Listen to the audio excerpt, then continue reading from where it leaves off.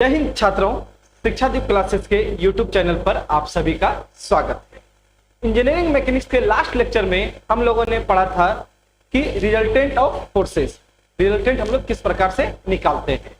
तो उसमें हम लोगों ने तीन मेथड पढ़ा था। एक पढ़ा था लॉ ऑफ ट्रायंगल, दूसरा पढ़ा था पॉलीगन लॉ और तीसरा पढ़ा था हम लोगों ने पैरेललोग्राम लॉ। क्लियर है। अब हम लोग आज नया टॉपिक पढ़ने जा रहे हैं रिजल्टेंट निकालने का, वो है एनालिटिकल मेथड। और ये लास्ट टॉपिक है आपको रिजल्टेंट निकालने का। और क्या है? Analytical method. तो हम लोग बिना समय बर्बाद किए नए टॉपिक की तरफ बढ़ते हैं और हमारा नया टॉपिक है क्या? Analytical method. ठीक है अपना एनालिटिकल मेथड, ध्यान देंगे। एनालिटिकल मेथड, सपोज कीजिए कि there is two forces, one force is P1 and second one is P2 और दोनों के बीच का एंगल कितना है? थीटा है। क्लियर है। हमारे पास दो फोर्स है, एक फोर्स है P1 और दूसरा फोर्स है P2, दोनों के बीच का एंगल क्या है? थीटा है। क्लियर है। हम एक पैरेललोग्राम का रचना कर रहे हैं। तो एक जब पैरेललोग्राम का रचना करेंगे तो हम लोग क्या करेंगे? इसके पैरेलल एक लाइन खींचेंगे, इसके पैरेलल एक लाइन खींचेंगे। तो जब पैरेलल लाइन खींचेंगे तो ये एंगल भी, ये फोर्स भी क्या हो जाएगा? P2। फिर P1 के एक पैरेलल हम लोग खींच रहे हैं, तो P1 के पैरेलल एक लाइन खींच रहे हैं। क्लियर है। P1 के पैरेलल एक लाइन खींच रहे हैं। जब P1 के पैरेलल खींचेंगे तो क्या हो जाएगा? ये P1। क्लियर है। और हमको पता है कि यदि एक पैरेललोग्राम में दो साइड, यदि मेरा P1 और P2 दो फोर्स है, तो जो मेरा रिजल्टेंट होगा, जो रिजल्टेंट होगा मेरा, वो क्या कहलाएगा? आपका डायगोनल जो है वो मेरा क्या कहलाएगा? आपका रिजल्टेंट कहलाएगा। ये जो डायगोनल है, ये डायगोनल मेरा क्या कहलाएगा? रिजल्टेंट कहलाएगा। मान लेते हैं कि रिजल्टेंट का डायरेक्शन पहले फोर्स के साथ कितना है? अल्फा है। पहले फोर्स के साथ कितना है? कितना है इसका डायरेक्शन? अल्फा है। चलिए हम इसको नाम दे रहे हैं पैरेललोग्राम का OABC। क्लियर है। OA लाइन को हम लोग एक्सटेंड कर रहे हैं, OA लाइन को एक्सटेंड कर रहे हैं। साथ ही साथ पॉइंट B से एक्सटेंडेड लाइन पर हम लोग BN लंब खींच रहे हैं। क्लियर है। BN एक परपेंडिकुलर हमने ड्रॉ किया। अब इन ट्रायंगल BNA, इस ट्रायंगल BNA में ध्यान देंगे, यदि ये एंगल थीटा है तो ये एंगल भी क्या होगा? थीटा होगा। बोलो हाँ या ना। अब जब ये एंगल थीटा है तो हम लोग यहां से cos थीटा और sin थीटा का वैल्यू निकाल सकते हैं इस ट्रायंगल में। तो cos theta is equal to, cos theta क्या हो जाएगा? cos थीटा हो जाएगा AN by AB, AN by AB। Clear है। और AB का वैल्यू है कितना मेरे पास? AB का मैग्नीट्यूड कितना है? P2। तो cos theta is equal to AN by P2। इस प्रकार AN का वैल्यू हो गया आपको कितना? P2 cos theta.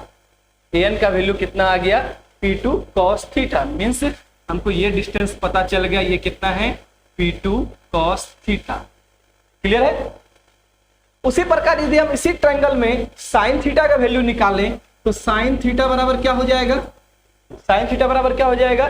BN by AB, BN by AB, BN by AB। और AB का वैल्यू है हमको कितना? P2। AB का वैल्यू है P2, तो BN इज इक्वल टू हो गया P2 sin थीटा, है ना। BN का वैल्यू क्या हो गया? P2 sin theta. मीन्स ये डिस्टेंस हमको पता चल गया, ये डिस्टेंस कितना है? P2 sin theta. क्लियर है। P2 sin theta. अब एक राइट एंगल ट्रायंगल और आप लोग ध्यान देंगे, ONB। ONB right angle triangle में, इन ट्रायंगल ONB। क्लियर है। ONB। तो ONB में क्या हम लोग OB को लिख सकते हैं? या हाँ ठीक है, हम लोग क्या इस ट्रायंगल ONB में OB को लिख सकते हैं क्या? OB square is equal to ON square plus BN square. Hypotenuse is equal to perpendicular square plus base square, है कि नहीं। तो हम लोग यहाँ पे हम लोग लिख रहे हैं OB square is equal to BN square plus ON square, ON square. तो OB का वैल्यू हो जाएगा under root BN square plus ON square. Clear है। BN square plus ON square. और Bn का वैल्यू क्या है, P2 साइन थीटा, तो Bn का वैल्यू हो गया P2 साइन थीटा का होल स्क्वायर, और ON का वैल्यू क्या है, ये रहा ON ना, ये डिस्टेंस ON है, जिसमें से ये क्या है P1 है, इतना सा डिस्टेंस क्या है P1 है, और उसके आगे क्या है P2 cos थीटा, तो हो गया P1 plus P2 cos theta, तो ON का वैल्यू हो गया P1 plus P2 cos theta का होल स्क्वायर। चलिए हम इसको आगे सॉल्व कर रहे हैं, तो OB बराबर हो गया P2 square sine square theta plus, ध्यान देंगे हम इसको a प्लस बी के होल स्क्वायर में ओपन कर रहे हैं, तो हो जाएगा a square plus B square plus 2ab, तो क्या हो जाएगा यहाँ पे a square plus B square plus 2ab, clear है, यही होगा, क्या हो जाएगा a square plus B square plus 2ab। Solve कर रहे हैं इसको, ध्यान देंगे तो हो जाएगा P2 sign square theta plus P1 square P2 square cos square theta plus 2P1 P2 cos theta, यही होगा, बोलिए हाँ या ना। आगे ध्यान देंगे तो इस दोनों से हम लोग P2 स्क्वायर को कॉमन ले रहे हैं, तो हो जाएगा sign square theta plus cos square theta plus P1 square, यहाँ बचा हुआ है, और लास्ट में क्या बचा हुआ है 2P1 P2 कॉस थीटा, तो sign square theta plus cos square theta is 1, तो 1 इंटू P2 स्क्वायर, तो इस प्रकार हो गया आपको P2 square plus P1 square plus 2P1 P2 cos theta, clear है। अब एक चीज ध्यान देंगे जरा, ये OB लाइन क्या था, ये OB लाइन और कुछ नहीं, ये क्या है रिजल्टेंट है, ये क्या है मेरा रिजल्टेंट है, तो हम लोग क्या इस यहाँ पे OB के बदले लिख सकते हैं क्या रिजल्टेंट, तो रिजल्टेंट इज इक्वल टू हो गया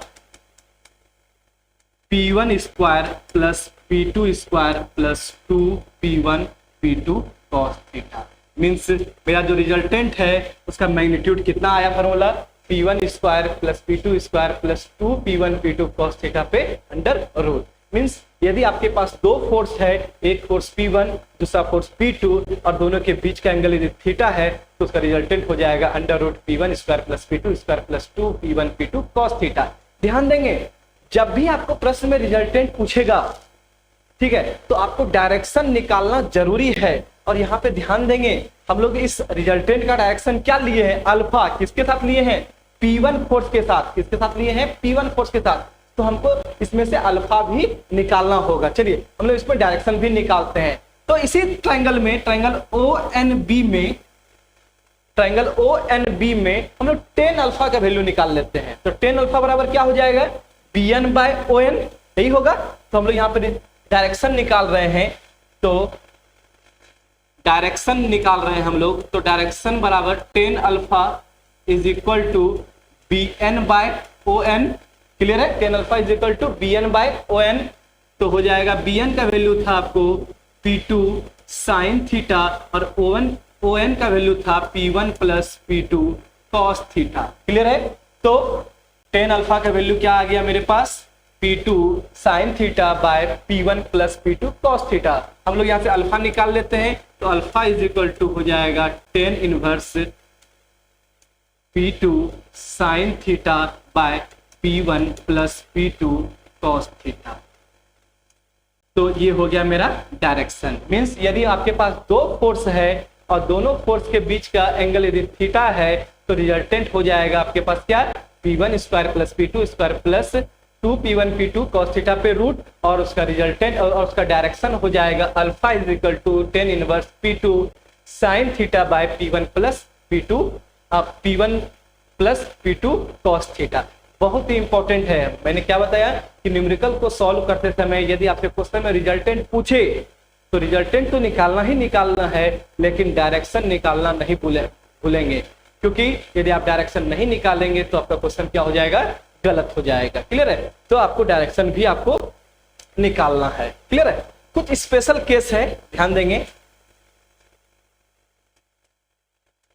स्पेशल केस की बात करते हैं। सपोज कीजिए ये मेरा P1 फोर्स है और P2 फोर्स भी इसी डायरेक्शन में है, क्लियर है, P1 और P2 दोनों फोर्स क्या है, सेम डायरेक्शन में है। यदि सेम डायरेक्शन में है तो दोनों के बीच का एंगल कितना हो जाएगा जी, 0 डिग्री। क्या हो जाएगा, दोनों के बीच का एंगल 0 डिग्री। तो रिजल्टेंट बराबर क्या फॉर्मूला था, याद कीजिए जरा। तो P1 square plus P2 square plus 2P1 P2 cos theta, यही था रिजल्टेंट का फॉर्मूला। बोलिए हाँ या ना, क्या यही फॉर्मूला था। चलिए यहाँ पे हम लोग थीटा का वैल्यू 0 डिग्री रख रहे हैं, तो रिजल्टेंट इज इक्वल टू हो जाएगा P1 square plus P2 square plus 2P1 P2 cos 0। Cos 0 का वैल्यू 1, कॉस 0 का वैल्यू क्या हो जाएगा 1, तो कॉस 0 का वैल्यू कितना हो गया 1, तो कॉस 0 का वैल्यू कितना हो गया 1, तो रिजल्टेंट बराबर हो गया P1 square plus P2 square plus 2P1 P2। अब ध्यान देंगे, क्या ये A square plus B square plus 2ab का फॉर्म है क्या, हाँ जी, ये A square plus B square plus 2ab का फॉर्म है। तो इसको लिख सकते हैं P1 प्लस P2 का होल स्क्वायर। इस प्रकार रिजल्टेंट हो गया कितना, P1 प्लस P2। मीन्स एक ही डायरेक्शन में यदि सेम फोर्स, दो फोर्स लग रहा है P1 और P2, तो उसका रिजल्टेंट क्या हो जाएगा, P1 प्लस P2 हो जाएगा। ठीक है, सिर्फ रिजल्टेंट नहीं निकालेंगे, अब हम लोग यहाँ पे डायरेक्शन भी चेक करेंगे। तो डायरेक्शन बराबर क्या फॉर्मूला होता है, tan inverse P2 sine theta by P1 plus P2 cos theta, यही होता है। चलिए थीटा का वैल्यू 0 डिग्री रखिए यहाँ पे, तो थीटा का वैल्यू 0 डिग्री रखेंगे तो हो जाएगा tan inverse P2 sine 0 degree by P1 plus P2 cos 0 degree. Clear है। अब ध्यान देंगे, साइन 0 का मान 0, 0 गुना P2 हो जाएगा 0, और चूंकि न्यूमरेटर में 0 है तो ये पूरा फ्रैक्शन का वैल्यू क्या हो जाएगा 0, और tan इनवर्स 0 का वैल्यू कितना हो जाएगा 0 हो जाएगा। मींस अल्फा का वैल्यू कितना आ गया 0 आ गया। क्लियर है। इसका मतलब है कि यदि आपके पास दो फोर्स है, पहला फोर्स है P1 और दूसरा फोर्स है P2, क्लियर है, तो दोनों के बीच का एंगल यदि थीटा डिग्री है, थीटा डिग्री है क्योंकि सेम डायरेक्शन में है, तो जो इसका रिजल्टेंट होगा, मतलब इस दोनों के बदले हमने जो नया फोर्स लगाया, रिजल्टेंट जो लगाया, वो रिजल्टेंट का वैल्यू क्या होगा इस केस में, ये हो जाएगा P1 प्लस P2 और उसका डायरेक्शन क्या हो जाएगा 0 डिग्री। मीन्स 0 डिग्री हो जाएगा। मीन्स जहां पे P1 और P2 लग रहा था उसी डायरेक्शन में आपको क्या लगेगा, रिजल्टेंट भी लगेगा। क्लियर है। एग्जांपल के लिए सपोज कीजिए कि कोई ऑब्जेक्ट मेरे राइट हैंड साइड में रखा हुआ है और दो आदमी मिलकर इसको खींच रहा है। क्लियर है, दो आदमी मिलकर इसको खींच रहा है, तो जो मेरा रिजल्टेंट होगा वो भी क्या आएगा आपका, इसी डायरेक्शन में आएगा। क्लियर है। तो रिजल्टेंट जो है वो मेरा क्या होगा, सेम डायरेक्शन में आएगा जहां पे मेरा दो फोर्स लग रहा था, लेकिन हाँ दोनों फोर्स क्या होना चाहिए आपका, सेम डायरेक्शन में होना चाहिए। क्लियर है। चलिए नेक्स्ट है इसी में केस नंबर 2। मान लीजिए कि एक फोर्स है P1 और दूसरा फोर्स है P2। ध्यान देंगे दोनों अपोजिट डायरेक्शन में है। P1 मेरा कहां लग रहा है, राइट साइड में लग रहा है, और P2 मेरा कहां लग रहा है, लेफ्ट साइड में लग रहा है, और दोनों के बीच में एंगल कितना है जी 180 डिग्री। दोनों के बीच में एंगल कितना है 180 डिग्री। हम लोग रिजल्टेंट निकालते हैं, तो रिजल्टेंट बराबर क्या फॉर्मूला होता है, P1 square plus P2 square plus 2P1 P2 cos 180 degree. Clear है, कॉस 180 डिग्री। और कॉस 180 डिग्री का वैल्यू कितना होता है जी, कॉस 180 डिग्री का वैल्यू होता है -1। कितना होता है -1। तो रिजल्टेंट बराबर हो गया क्या, P1 square plus P2 square plus 2P1 P2 into -1। इस प्रकार ये बन गया क्या आपका, under root P1 minus P2 का होल स्क्वायर। क्लियर है, क्या बन गया, P1 माइनस P2 का होल स्क्वायर। या फिर आप बोल सकते हैं कि क्या बन गया, P2 माइनस P1 का होल स्क्वायर। क्लियर है। तो यहां से रिजल्टेंट निकालिए, तो रिजल्टेंट क्या हो गया, P1 माइनस P2 या P2 माइनस P1, यही होगा ना, या तो P1 माइनस P2 होगा, जब यहाँ पे अंडर रूट करेंगे तो क्या हो जाएगा P2 माइनस P1। तो सर कौन सा वैल्यू ले, कि P1 माइनस P2 ले या P2 माइनस P1 ले। तो ध्यान देंगे, तो उस केस में क्या होगा, जो भी वैल्यू बड़ा होगा, यदि P1 बड़ा है तो आप लेंगे P1 माइनस P2, और यदि P2 बड़ा है तो आप क्या लेंगे, P1 माइनस P2 लेंगे। तो हम लोग यहाँ पे मान लेते हैं कि if P1 is greater than P2, मतलब मेरा P1 का मैग्नीट्यूड क्या है, मेरा ज्यादा है, तो मेरा रिजल्टेंट क्या हो जाएगा, P1 माइनस P2। क्लियर है, P1 माइनस P2। ध्यान देंगे कि एक ऑब्जेक्ट है, इस ऑब्जेक्ट पर कोई दायां तरफ आपका 20 किलो न्यूटन फोर्स से खींच रहा है और बायां तरफ 10 किलो न्यूटन फोर्स से खींच रहा है। तो ऑब्वियस सी बात है कि ऑब्जेक्ट कहां जाएगा जी, 20 किलो न्यूटन की तरफ जाएगा। ठीक है, और कितना जाएगा, तो 20 माइनस 10, तो 20 माइनस 10 कितना हो जाएगा, 10 किलो न्यूटन कहां जाएगा, आपका दाहिनी तरफ जाएगा। ठीक है, इसका मतलब है कि जो मेरा डायरेक्शन होगा वो अल्फा क्या हो जाएगा, आपका 0 डिग्री हो जाएगा। अल्फा कितना हो जाएगा, आपका 0 डिग्री हो जाएगा, है कि नहीं। यदि आपका P1 की तरफ जा रहा है तो अल्फा 0 डिग्री हो जाएगा, और यदि P2 की तरफ जा रहा है, P2 की तरफ कब जाएगा, जब P2 मेरा क्या होगा, बड़ा होगा, तो उस केस में अल्फा कितना हो जाएगा, 180 डिग्री हो जाएगा। क्लियर है। चलिए नेक्स्ट टॉपिक, नेक्स्ट केस है इसमें 3rd नंबर। सपोज कीजिए कि हमारे पास दो फोर्स है, एक फोर्स है P1, दूसरा फोर्स है P2, और इस दोनों के बीच में एंगल कितना है, 90 डिग्री है। कितना एंगल है इस दोनों के बीच में, 90 डिग्री है। हम इसका रिजल्टेंट निकाल रहे हैं, तो रिजल्टेंट बराबर क्या फॉर्मूला हो जाएगा, P1 square plus P2 square plus 2P1 P2 cos 90। cos 90 का वैल्यू कितना हो जाएगा जी, 0। तो 0 गुना समथिंग 0, तो ये पूरा टर्म कितना हो गया, 0 हो गया। इस प्रकार रिजल्टेंट का वैल्यू कितना हो गया, P1 square plus P2 square. Resultant का वैल्यू कितना हो गया, P1 square plus P2 square. चलिए हम लोग का डायरेक्शन निकाल लेते हैं। तो डायरेक्शन बराबर क्या फॉर्मूला था, tan inverse P2 sin theta by P1 plus P2 cos theta. तो P2 sin theta by P1 plus P2 cos theta, यही था। तो हो जाएगा tan inverse P2 sin 90 degree by P1 plus P2 cos 90 degree, यही होगा। और cos 90 degree का वैल्यू 0 और sin 90 डिग्री का वैल्यू 1, यही होगा। cos 90 डिग्री का वैल्यू 0, sin 90 डिग्री का वैल्यू 1, तो 1 इंटू P2 और नीचे बचा P1। तो इस प्रकार हो गया tan इनवर्स क्या, P2 बाय P1। क्लियर है। तो ये हो गया मेरा क्या, डायरेक्शन। ये मेरा क्या हो गया, डायरेक्शन। क्लियर है। तो यदि दो फोर्स परपेंडिकुलर है तो उसका रिजल्टेंट हो जाएगा √P1 square plus P2 square, और उसका डायरेक्शन हो जाएगा tan inverse P2 by P1। tan inverse P2 by P1। एक इंपॉर्टेंट चीज ध्यान देंगे, यदि मेरे पास कोई भी दो फोर्स है, इस बात को आप गांठ बांध लें कि यदि हमारे पास कोई भी दो फोर्स है तो उसका रिजल्टेंट हमेशा उस दोनों फोर्स के बीच में ही आएगा। क्लियर है। यदि हमारे पास दो फोर्स है तो उसका रिजल्टेंट क्या आएगा, दोनों फोर्स के बीच में आएगा। इसका मतलब है कि इस P1 और P2 का जो रिजल्टेंट है, ये जो मेरा क्या है, रिजल्टेंट है, रिजल्टेंट का जो वैल्यू है कितना आया था, P1 square plus P2 square. तो इस दोनों फोर्स के बीच में आया था, आया ना। और ध्यान देंगे हमने जब डेरिवेशन किया था तो अल्फा एंगल किसके साथ हम लोग लेते थे, P1 फोर्स के साथ। किसके साथ लेते थे हम लोग, P1 फोर्स के साथ। इसका मतलब है कि ये एंगल क्या होगा आपका अल्फा, और इसका वैल्यू हो जाएगा tan inverse P2 by P1। क्या हो जाएगा, tan inverse P2 by P1। Clear है। तो एक इंपॉर्टेंट चीज हमने बताया कि जब भी किसी हम रिजल्टेंट की बात करते हैं तो रिजल्टेंट हमेशा दो फोर्स के बीच में ही आएगा। साथ ही साथ रिजल्टेंट का जो मैग्नीट्यूड है वो दोनों फोर्स से ज्यादा आएगा। मीन्स यदि मान लीजिए कि एक फोर्स 10 न्यूटन का है, दूसरा फोर्स 12 न्यूटन का है, तो जो रिजल्टेंट होगा वो 10 और 12 दोनों से क्या आएगा, अधिक आएगा। और उसका लोकेशन कहाँ पे होगा, दोनों फोर्स के बीच में। और अल्फा हम लोग कहाँ से लेते हैं, पहले फोर्स से। ठीक है, जिसको भी आप P1 बोल रहे हैं वहीं से हम लोग क्या लेंगे, अल्फा लेंगे।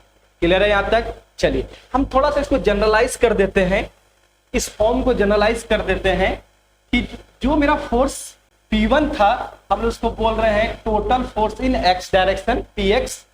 जो फोर्स मेरा P2 था, क्लियर है, हम लोग उसको बोल रहे हैं Py, total force in y direction. Clear है। तो रिजल्टेंट बराबर क्या था formula, P1 square plus P2 square. तो यहाँ पे क्या हो जाएगा, Px square plus Py square में total force in x direction का square plus total force in y direction का स्क्वायर। और साथ ही साथ जो मेरा डायरेक्शन है ये क्या हो जाएगा, tan inverse Py by P of x।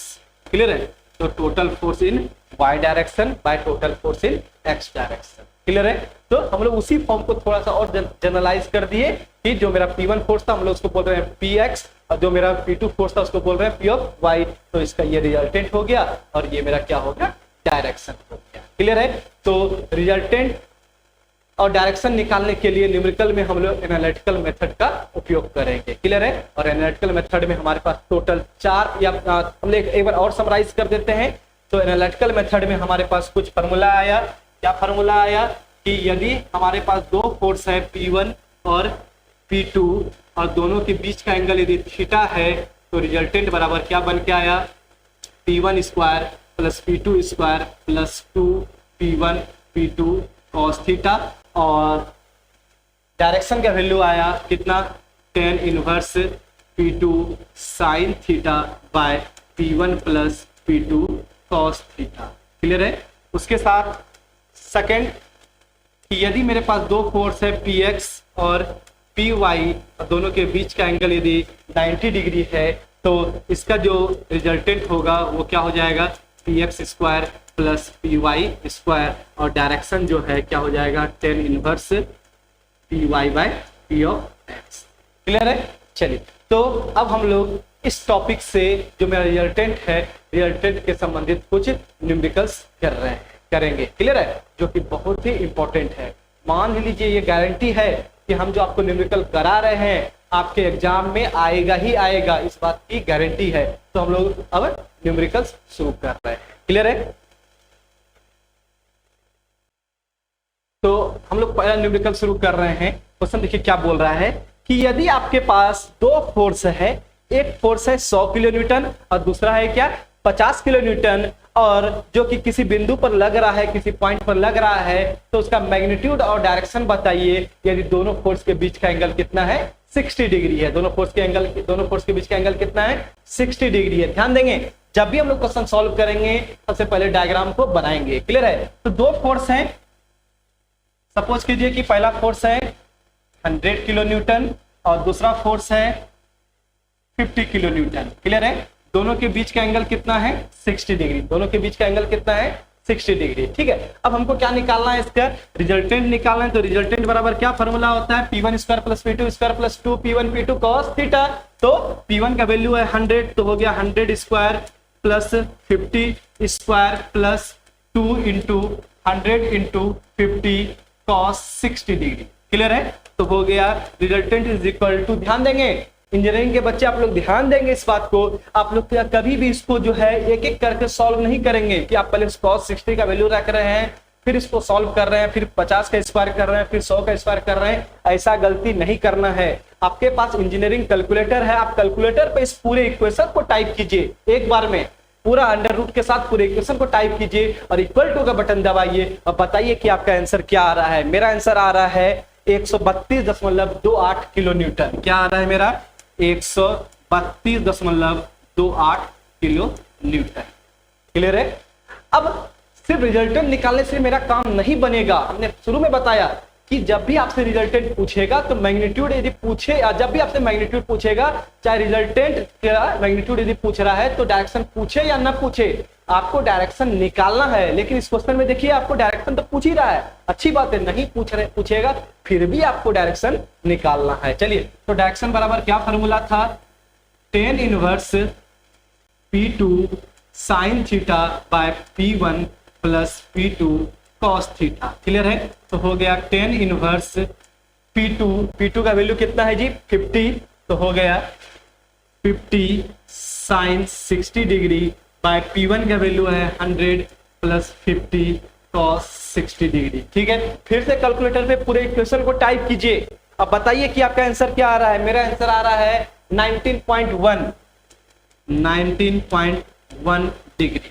Clear है? क्या आंसर आ रहा है, 19.1 डिग्री। मीन्स मेरा जो डायरेक्शन है वो क्या आ गया, 19.1 डिग्री आ गया। क्लियर है? अब एक बार जो आंसर हमने निकाला है उसको डायग्राम पे दिखाएंगे। क्लियर है? एक बार डायग्राम पे दिखाएंगे। रिजल्टेंट कितना आ रहा है जी, 132.28 और डायरेक्शन कितना है 19.1। हम लोग इसको डायग्राम पे दिखा रहे हैं। तो ये हो जाएगा आपका क्या, रिजल्टेंट, और ये हो जाएगा आपका अल्फा। अल्फा हमेशा P1 फोर्स के साथ लेते हैं, तो अल्फा का अल्फा हम लोग कहां से लेंगे, 100 किलो न्यूटन से लेंगे, तो ये हो गया मेरा अल्फा। क्लियर है। तो एक बार हम लोग फिर से इसको समराइज वे में लिखेंगे कि resultant is 132.28 kilo Newton. Resultant कितना है मेरा, 132.28 kilo Newton. And direction is 19.1 degree.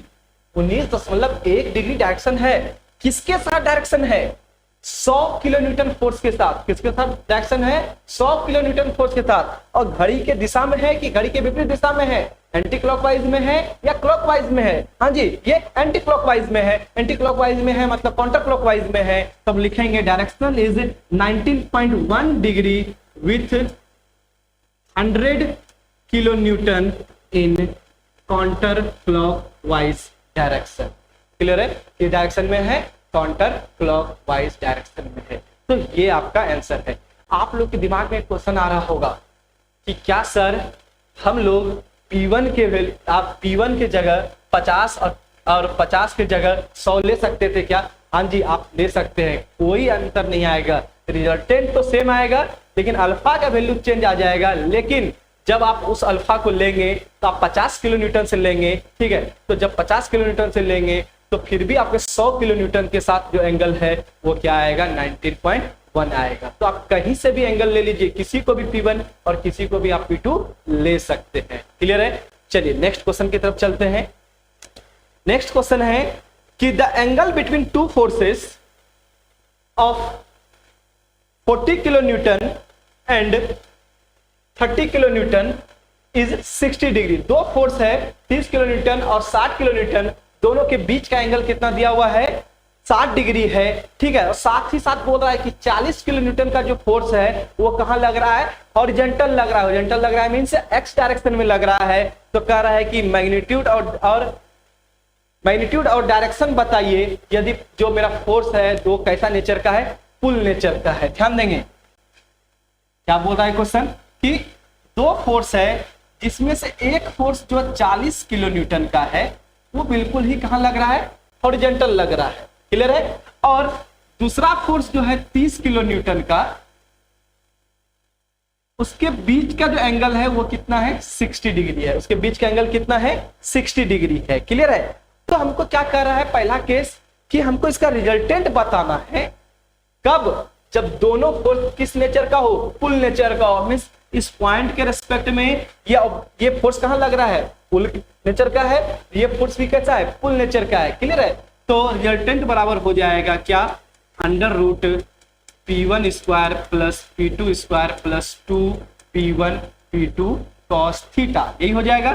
तो हो जाएगा P1 का वैल्यू 40 का स्क्वायर प्लस 30 का स्क्वायर प्लस 2 गुना 40 गुना 30 गुना cos 60 डिग्री। क्लियर है। कैलकुलेटर की मदद से आंसर निकालिए और चेक कीजिए कि क्या आपका आंसर 60.82 किलो न्यूटन आ रहा है क्या। यदि 60.82 किलो न्यूटन आ रहा है इसका मतलब आपने कैलकुलेटर से सही निकाला है, नहीं तो आपको कैलकुलेटर चलाना नहीं आ रहा है।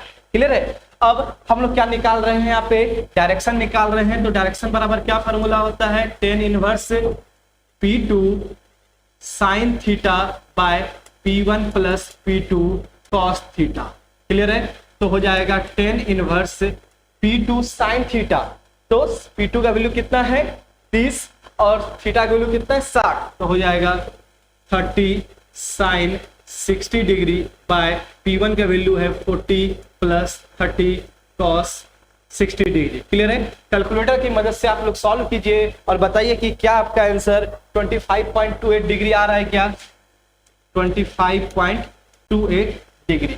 क्लियर है। 25.28 डिग्री। इसका मतलब है कि ये जो डायरेक्शन है और जो रिजल्टेंट है, रिजल्टेंट हमने बताया था दोनों फोर्स के क्या आएगा, बीच में आएगा, कहीं कहीं कहाँ आएगा, बीच में आएगा। और ये एंगल क्या कहलाएगा, मेरा डायरेक्शन कहलाएगा। तो ये डायरेक्शन किस फोर्स के साथ बन रहा है जी, 40 किलो न्यूटन के साथ और काउंटर क्लॉकवाइज बन रहा है। Means 25.28 degree with 40 kilo Newton in counter clock wise. Clear है? किस डायरेक्शन में बन रहा है ये जी? काउंटर क्लॉक वाइज डायरेक्शन में बन रहा है। क्लियर है? अब इसी में ध्यान देंगे, एक क्वेश्चन है, उसी में एक नया क्वेश्चन है कि 30 किलो न्यूटन का जो फोर्स है वो पुश नेचर का है, और जबकि 40 किलो न्यूटन का जो फोर्स है वो कैसा है? पुल नेचर का है। क्लियर है? तो इसी में सेकंड क्वेश्चन है, ध्यान देंगे, इसी में सेकंड क्वेश्चन है कि जो मेरा 40 किलो न्यूटन का जो फोर्स है वो मेरा क्या है? पुल नेचर का है, लेकिन 30 किलो न्यूटन का जो फोर्स है, एंगल अभी भी उतना ही है 60 डिग्री। क्लियर है? लेकिन 30 किलो न्यूटन का जो फोर्स है वो कैसा नेचर है? उसका पुश नेचर है। क्लियर है? वो मतलब किसी ऑब्जेक्ट पे धक्का लगा रहा है, तो हमको इसके बीच का रिजल्टेंट बताना है। ठीक है? तो एनालिटिकल मेथड जो हम लगा रहे थे तो उसमें ध्यान दीजिएगा कि जो मेरा डेरिवेशन था वो मेरा टेल टू टेल कॉम्बिनेशन के लिए था, जबकि यहाँ पे क्या है? इसका हेड और इसका टेल आके इस पॉइंट में मिल रहा है ना, इसका मतलब है कि हम लोग यहाँ पे एनालिटिकल मेथड नहीं लगा सकते हैं, या लगाना है तो इसको टेल टू टेल कॉम्बिनेशन इसको करना होगा। ठीक है? तो हम लोग लॉ ऑफ ट्रांसमिसिबिलिटी लगा रहे हैं। लॉ ऑफ ट्रांसमिसिबिलिटी से हम लोग क्या कर सकते हैं कि 30 किलो न्यूटन फोर्स को आप क्या कर सकते हैं? आगे की तरफ लगा सकते हैं। क्लियर है? तो हम लोग इस 30 किलो न्यूटन फोर्स को आगे की तरफ लगा रहे हैं। क्लियर है? 30 किलो न्यूटन फोर्स को कहां लगा रहे हैं? आगे की तरफ लगा रहे हैं। क्लियर है? तो अब इस दोनों फोर्स के बीच में एंगल कितना हो गया जी? 120 डिग्री। कितना हो गया?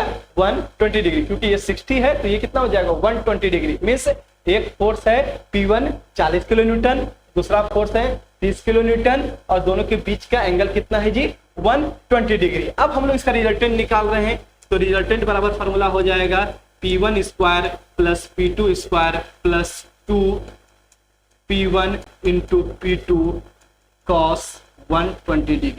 क्लियर है? कितना हो जाएगा? 120 डिग्री। अब कैलकुलेटर पे एक बार में आप इक्वेशन को टाइप कीजिए, अब बताइए कि क्या आपका आंसर 36.05 किलो न्यूटन आ रहा है क्या? यदि नहीं आ रहा है तो आप जो है कैलकुलेटर पे आप सॉल्व नहीं कर पा रहे हैं, तो मेरा आंसर आ रहा है 36.05 किलो न्यूटन। कितना आ रहा है? 36.05 किलो न्यूटन। अब हम लोग डायरेक्शन निकालते हैं, तो डायरेक्शन बराबर क्या फॉर्मूला था? tan inverse P2 sine theta by P1 plus P2 cos theta, यही था।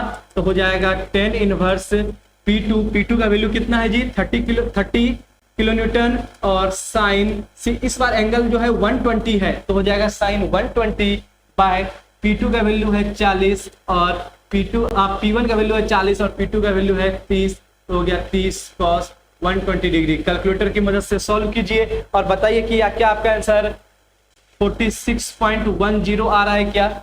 आपका आंसर 46.10 डिग्री आना चाहिए। क्लियर है? अब ध्यान देंगे जरा, इस डायरेक्शन को डायग्राम पे दिखाएंगे। देखिएगा, हम लोगों ने रिजल्टेंट जो निकाला था इस दोनों के बीच में निकाला था ना, इस दोनों फोर्स के बीच में निकाला था, तो रिजल्टेंट जो है यहां बीच में कहीं आएगा, और रिजल्टेंट हमेशा कहां से लेते हैं जी? P1 फोर्स के साथ लेते हैं। किसके साथ लेते हैं? P1 फोर्स के साथ।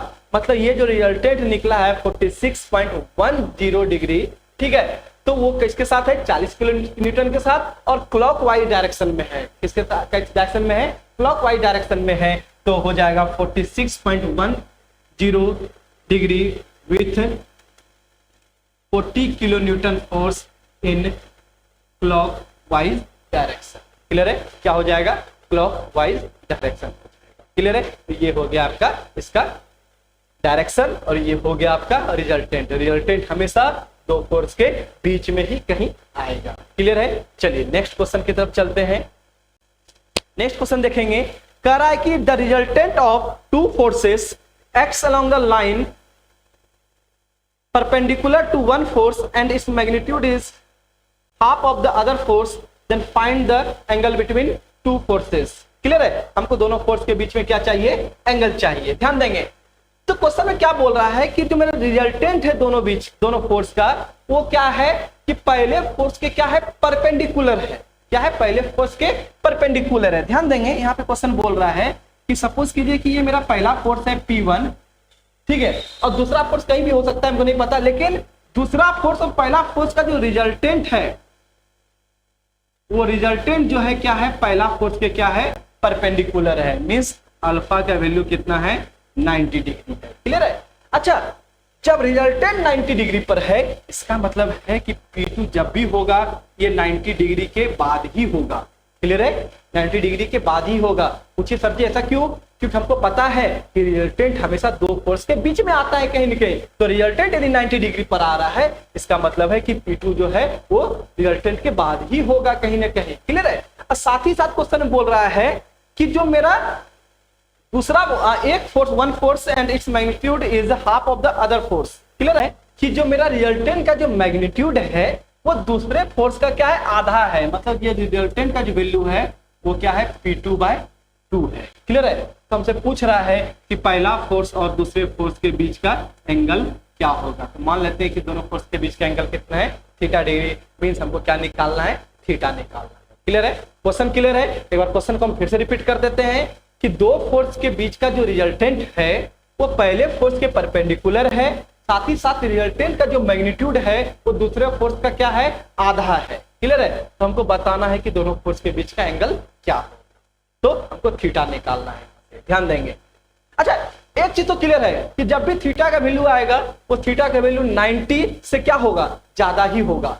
हाँ या ना, जो थीटा का जो वैल्यू होगा वो 90 से क्या होगा, ज्यादा होगा। इसका मतलब यदि 90 से आपका वैल्यू कम आ रहा है थीटा का, तो वो ऑटोमेटिक क्या हो जाएगा, वो आंसर गलत हो जाएगा। जब भी थीटा का वैल्यू आएगा वो क्या आएगा, 90 से ज्यादा ही आएगा। क्लियर है। तो हम लोग सॉल्व कर रहे हैं इसको। ध्यान देंगे, तो ये पहला फोर्स है, ये दूसरा फोर्स है, दोनों के बीच का एंगल थीटा है और रिजल्टेंट का वैल्यू है P2/2 और डायरेक्शन का वैल्यू क्या है, 90 डिग्री। क्लियर है। सबसे पहले हम डायरेक्शन से ही शुरू करते हैं। तो डायरेक्शन बराबर क्या फॉर्मूला होता था, P2 sine theta by P1 plus P2 cos theta. Clear है। और डायरेक्शन का वैल्यू कितना दिया हुआ है, 90 डिग्री। तो हो जाएगा 90 degree is equal to P2 sine theta by P1 plus P2 cos theta. और 90 का वैल्यू क्या हो जाएगा, इन्फिनिटी। तो हो जाएगा P2 sine theta by P1 plus P2 cos theta.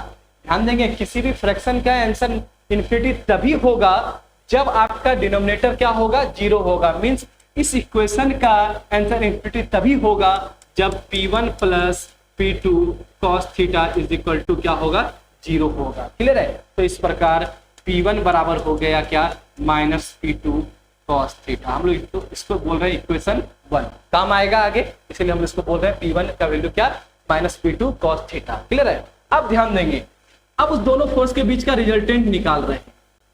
तो रिजल्टेंट बराबर क्या फॉर्मूला होता है, P1 square plus P2 square plus 2P1 P2 cos theta. Clear है, यही होता है। अब रिजल्टेंट का जो मैग्नीट्यूड है वो कितना है, P2/2। रिजल्टेंट का मैग्नीट्यूड कितना है, P2/2। तो हम लोग यहाँ पर रिजल्टेंट का वैल्यू लिख रहे हैं P2/2 और अंडर रूट इस पर आएगा तो हो जाएगा स्क्वायर। तो हो जाएगा P1 square plus P2 square plus 2P1 P2 cos theta. Clear है, 2P1 P2 कॉस थीटा। अब ध्यान देंगे, P2 कॉस थीटा के बदले हम लोग यहां लिख सकते हैं minus P1 P2 cos theta. P2 cos theta के बदले लिख सकते हैं यहाँ पे माइनस P1। तो इस P2 कॉस थीटा के बदले लिख सकते हैं माइनस P1। तो हो जाएगा P2 square by 4 is equal to P1 square plus P2 square.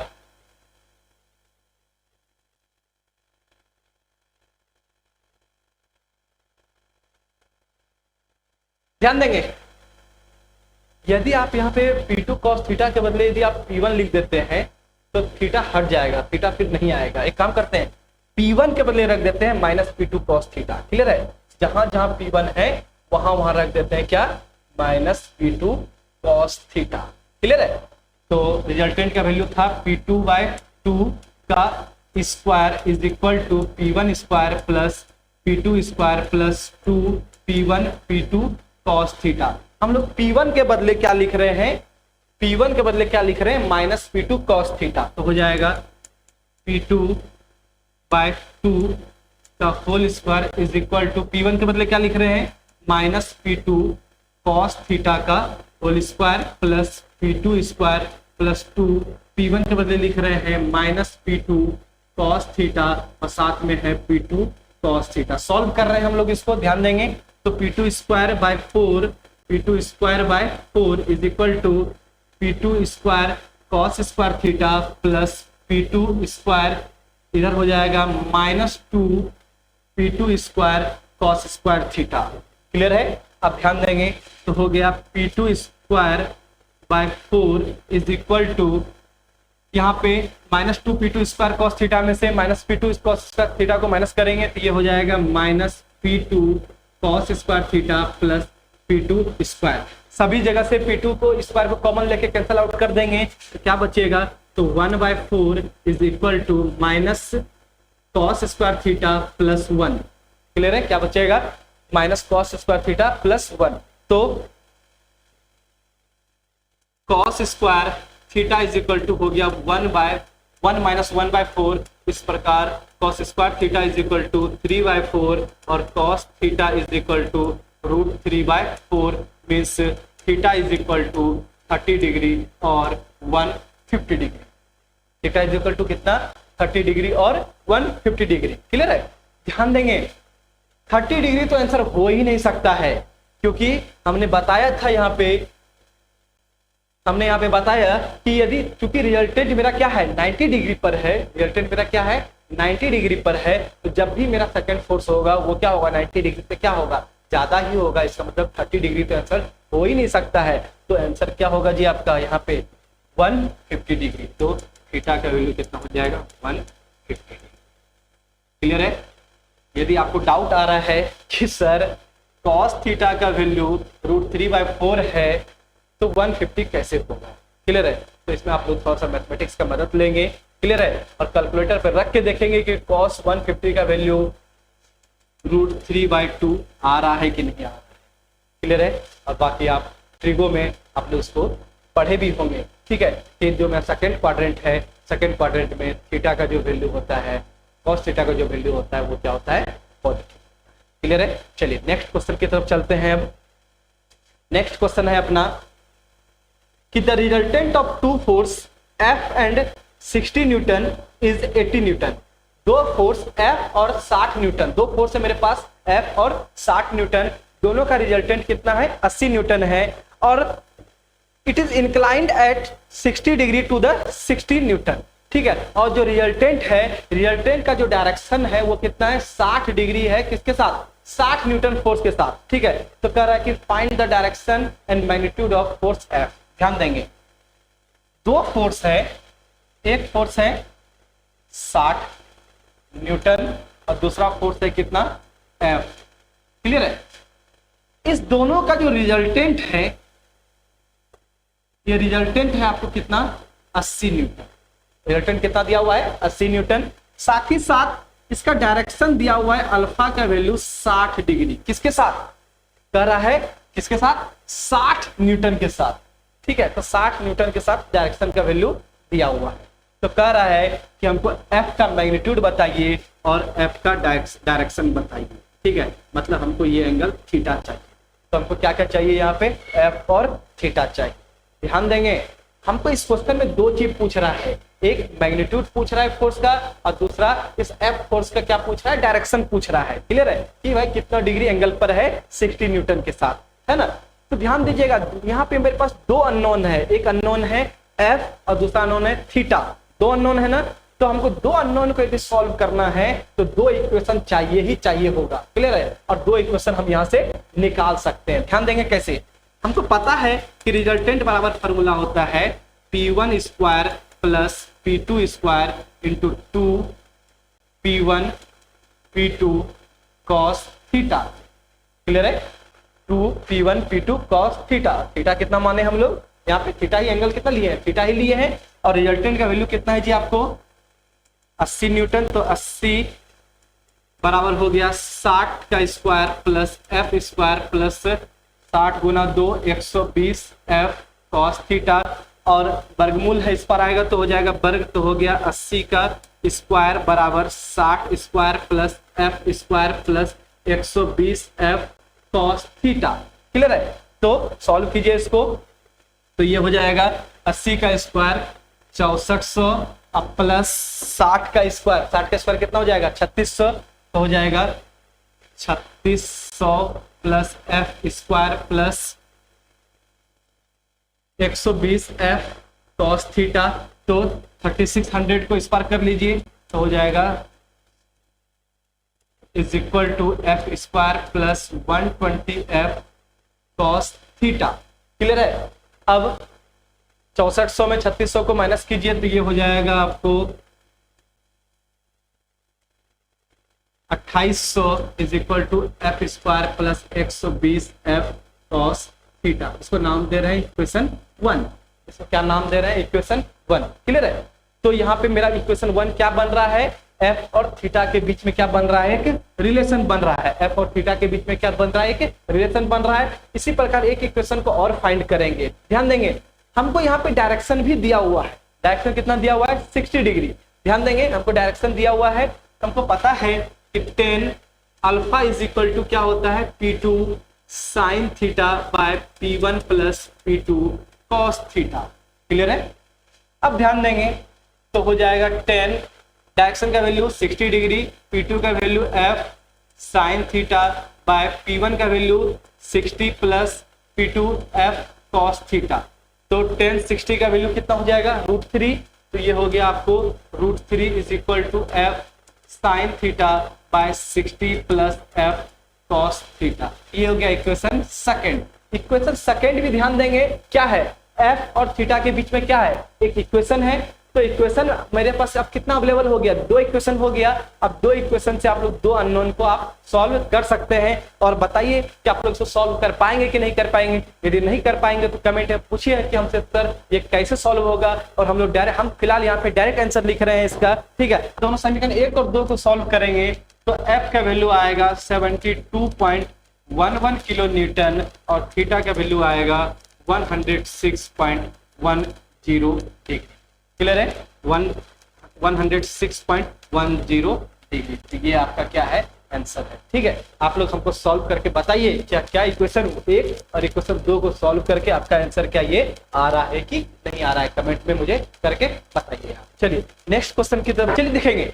Next question है कि 2 फोर्स का रिजल्टेंट √10 किलो न्यूटन है। कब, जब दोनों के बीच का एंगल क्या है, राइट एंगल है। ठीक है। मान लीजिए कि 2 फोर्स राइट एंगल पे है, एक फोर्स है P1 और एक फोर्स है P2। क्लियर है। अब दोनों के बीच का रिजल्टेंट कितना दिया हुआ है जी, रिजल्टेंट दिया हुआ है √10 न्यूटन।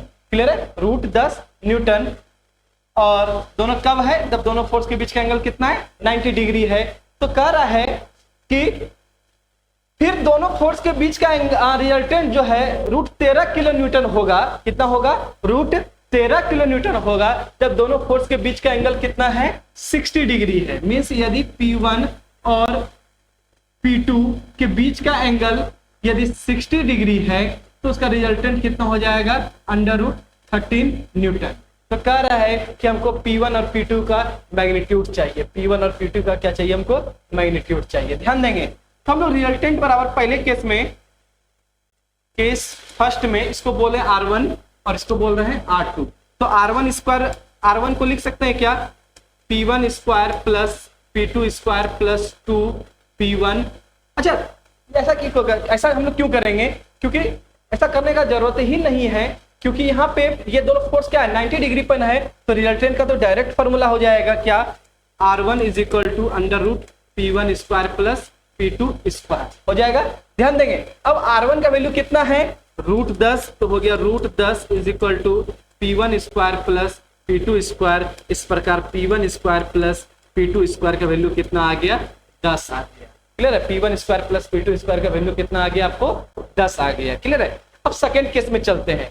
केस 2 में, केस नंबर 2 में रिजल्टेंट बराबर क्या फॉर्मूला हो जाएगा P1 square plus P2 square plus 2P1 P2 cos 60 degree.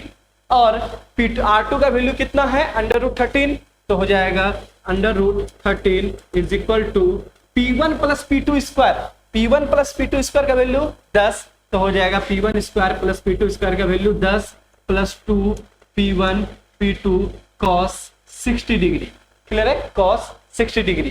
तो हो गया 13 is equal to 10 plus 2 P1 P2।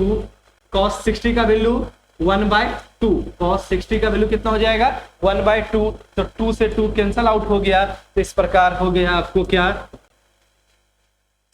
13 minus 10 is equal to P1 into P2। यही होगा, ध्यान दीजिए यहाँ पे 10 इस पर आ जाएगा तो 13 माइनस 10 इधर क्या बचेगा P1 इंटू P2। तो हो गया P1 इंटू P2। इस प्रकार P1 इंटू P2 का वैल्यू कितना आ गया 3 आ गया। ये हो गया इक्वेशन सेकंड। इक्वेशन फर्स्ट क्या था आपको P1 square plus P2 square is equal to 10।